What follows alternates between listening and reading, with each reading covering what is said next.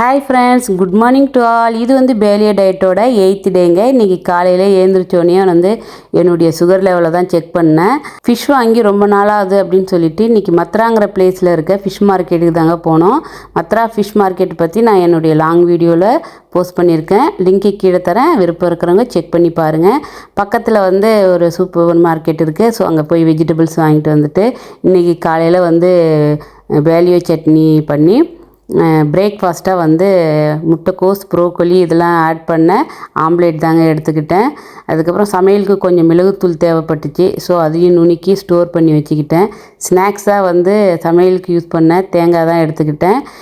இன்றைக்கி லஞ்சுக்கு வந்து ஃபிஷ் குழம்பும் ஃபிஷ் வறுவலும் கீரை தண்ணி சாரம் எடுத்துக்கிட்டேங்க. இதனுடைய ரெசிபி வந்து லாங் வீடியோவில் போஸ்ட் பண்ணியிருக்கேன், லிங்க்கு கீழே தரேன்.